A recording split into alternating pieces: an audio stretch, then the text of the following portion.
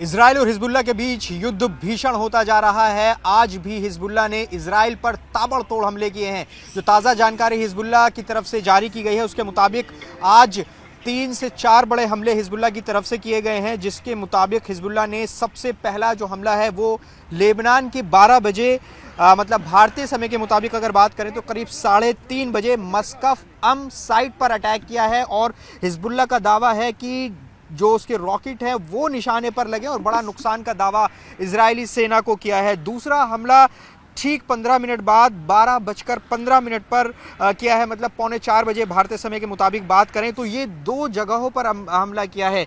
एक यफ्ता बैरक, दूसरा बयाद बलीदा साइट है।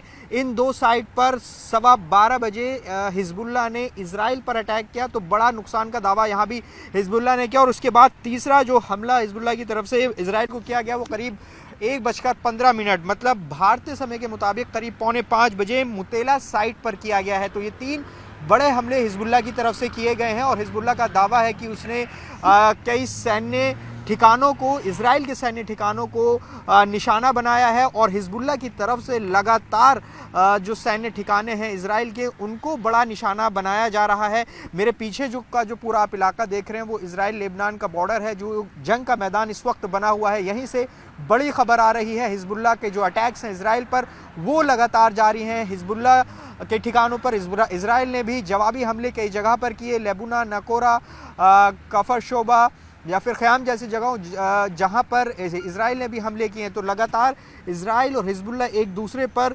ज़बरदस्त हमले कर रहे हैं। ताज़ा जानकारी न्यूज़ 18 इंडिया अपने दर्शकों तक पहुंचा रहा है कि आखिर किस तरीके से आज 4 बड़े हमले हिजबुल्लाह की तरफ से इजराइल के ठिकानों पर किए गए हैं और इजराइल की तरफ से भी जवाब दिया गया। देखिए, करीब 40 दिन इस पूरे युद्ध को बीत चुके हैं, जहाँ गाज़ा में इजराइल की जो सेना है लगातार वहाँ पर हमास के साथ जंग में है। तो वहीं इजराइल के लिए एक बड़ी चुनौती इस मोर्चे पर बनी हुई है, जो कि लेबनान इजराइल बॉर्डर का मोर्चा है, जहाँ पर हिजबुल्लाह लगातार चुनौती दे रहा है इजराइल को।